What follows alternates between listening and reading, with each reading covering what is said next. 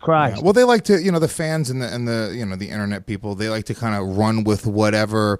They really follow whatever narrative is told. You know what I'm saying? So, as soon as, GSP is saying, "Oh, what is the problem, Michael? You like to drink too much," that becomes the narrative. John Jones being a cokehead will just, it doesn't even matter if John Jones has only done cocaine one time. You're right. Like you said, John Jones got busted for cocaine, and unfortunately, that's going to stick with him. That's going to be a stigma that people are always going to bring up. Jimmy Manuwa brought up the steroids thing at the post-fight press conference. He said, "I've got really no desire to face John Jones because, he takes steroids." Now, I don't think steroids were completely they're not responsible for the greatness that we saw from John Jones. But of course, you're always going to have to wear that hat. You're always going to have to take it on the chin, just like Anderson Silva. Anderson Silva had some great performances. And of course, 99% of that was down to skill. But the steroids thing will always be an issue. It will always be a cloud over his head. Same with John Jones. Yeah.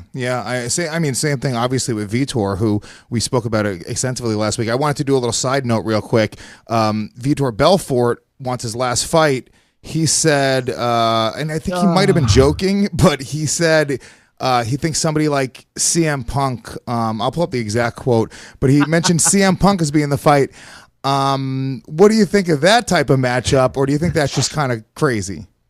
Well, listen, I just laughed, and it was a genuine laugh. And this is no disrespect to CM Punk, because God bless the guy. I respect anybody that has the nerve and the courage and the balls to step inside the octagon and give it a try. And whether it works out, whether it doesn't, you're going to give them their respect. I don't always agree with that statement, by the way, because we talked about this. He got paid a lot of money. I think most people would do it for the money. I get my ass kicked by Mickey Gall. I'm going to do a thing with Mickey Gall on Legion of Skanks where we're going to fight. If I last 30 seconds, he's going to get a Legion of Skanks tattoo. I'm doing it for him to get a Legion of Skanks tattoo. So, believe me, if somebody paid me $250,000 to go fight CM Punk, you better goddamn believe, or go fight whoever it is, Mickey Gall or Vitor Belfort or anybody, $250,000, literally anybody in the world I'll fight.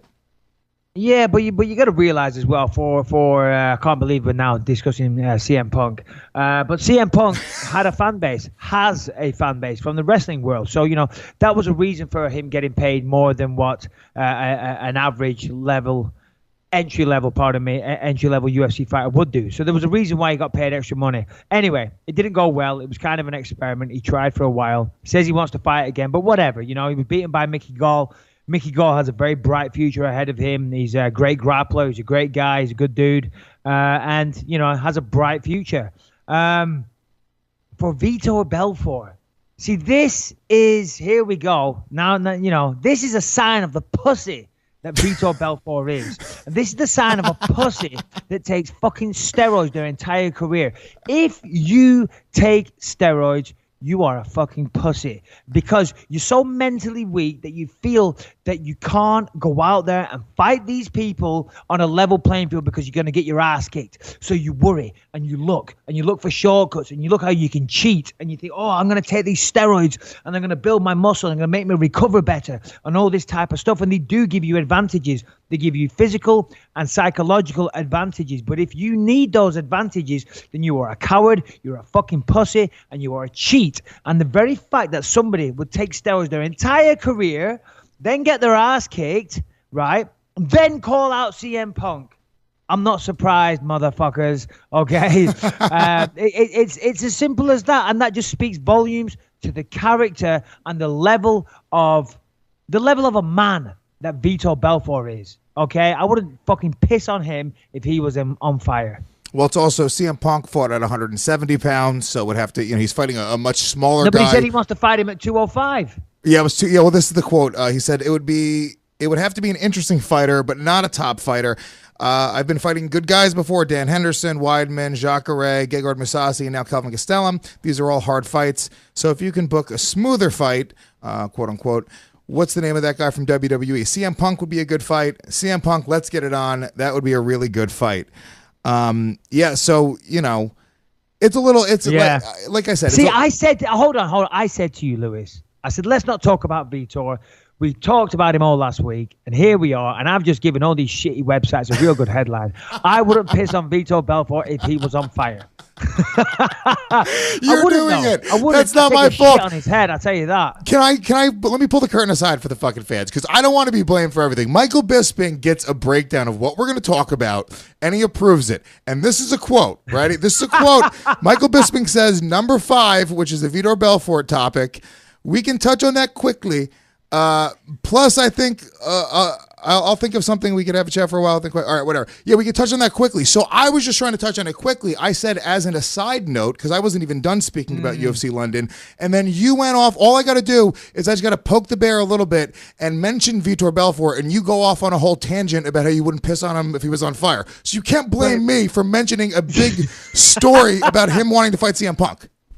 Okay, no, fair enough. But if you put me in this environment and you tell me that former light heavyweight champion, former heavyweight champion, middleweight contender, longtime steroid abuser, cheat, fraud, wants to fight a one-and-done fighter in the UFC that lost in the worst way possible, who is a 170 guy that's never really done any kind of MMA training. You tell me that's who Vitor want to fight? Of course you're going to get a strong reaction, and you fucking well knew this, Lewis. So good job, well done, good for you.